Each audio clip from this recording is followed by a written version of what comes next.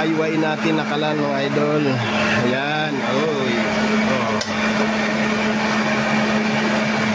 DIY. Gatong, dito gatong, oh.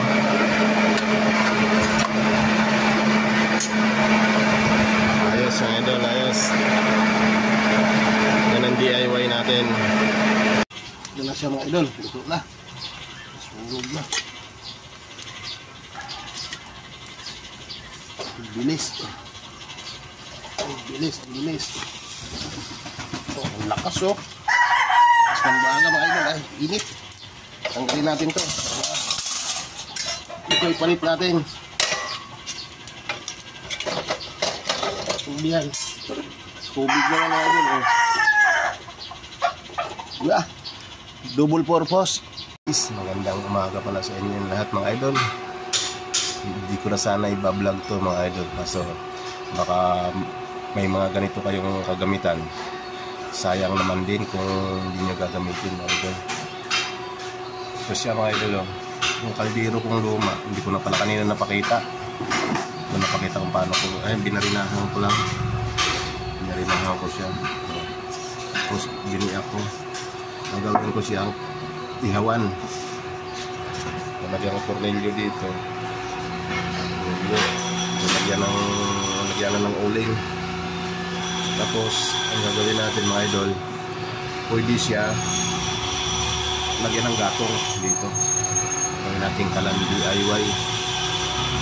Hindi ko na sana i-vlog eh, kaso pag naalala ko lang kasi baka may mga ganito kayong mga gamit nasira na, huwag nyo itatapon, pwede gawin ihawan to mga idol. Panoorin nyo to.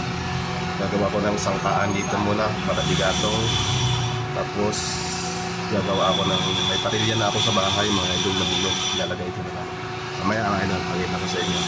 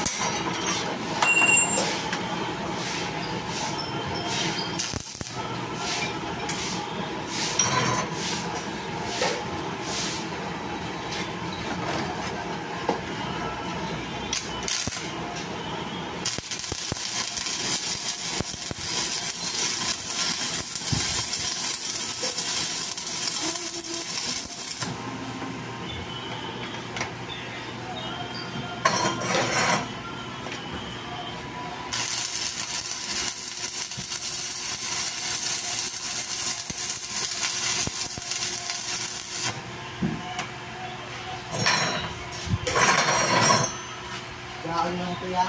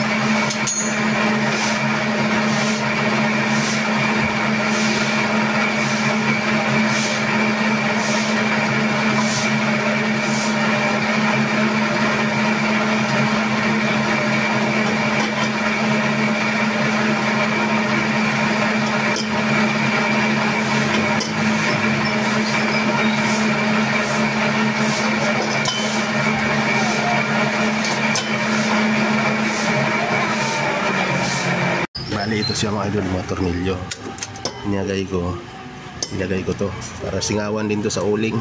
Ngayon pag lagyan natin ng gatong mga idol, tatanggalin lang natin to. Tapos ito yung gagamitin natin. Yan.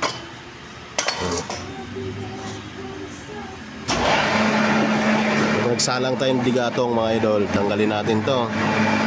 Tanggalin natin. Dito na tayo. Ito may butas dito. Siya idol, may butas dito.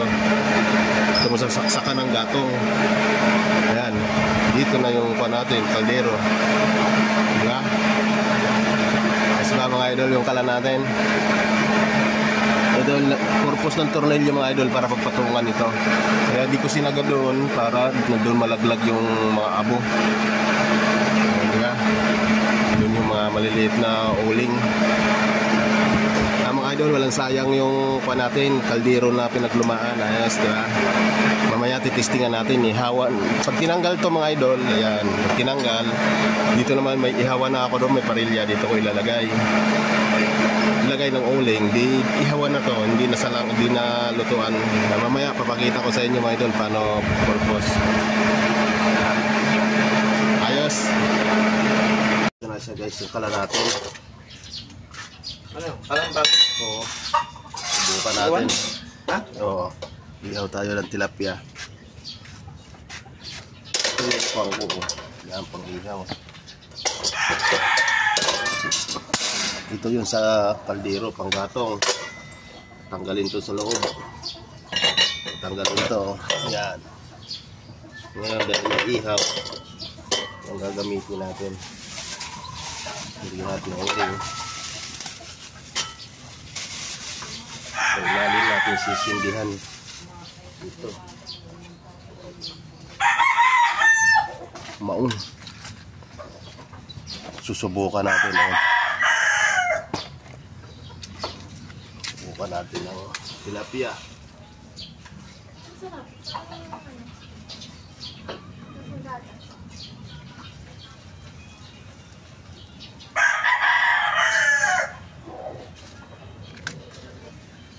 Doon natin sinindihan sa ilalim mga idol. Yan dito sa butas. Oh. Dito natin ilalagay yung uling sa ibabaw. Yan oh. Tumatagos yung apoy. Oh. Di ba?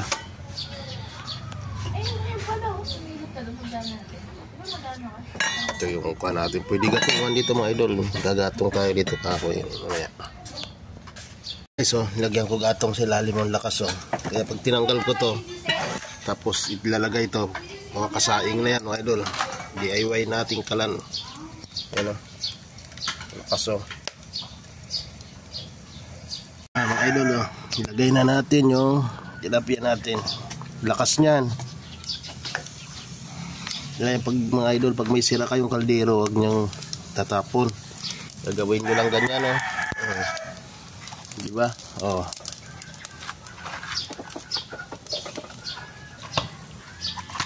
Yan. Daming laman tilapia oh. Oh, diba, mga idol? Pwede mo pagsaingan din to pag linagay to. Tanggalin lang ihawan, lagay dyan. Saingan na yan.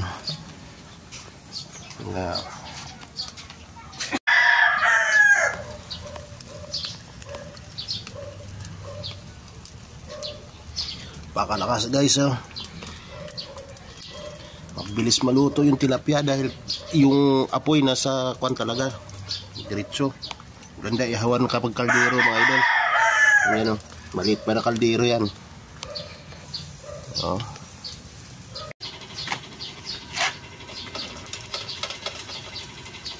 Wow.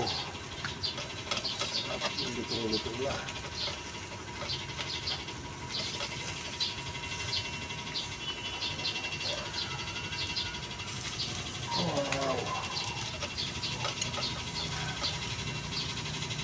Lakas ng apoy mga idol. Bilis na luto ah. Gayahin nyo ito mga idol. Gayahin nyo itong ihawan na ginawa ko. Ayan o. Ayos o. Kanina mga idol inihaw. Ngayon o. Ayan o. Tubig naman yan yung kala natin. Dito pwede gatong mga idol, ilalim. Ayan o, mapakulo pa natin yan. Ayan na guys, kulo na rin o. Kulo na rin.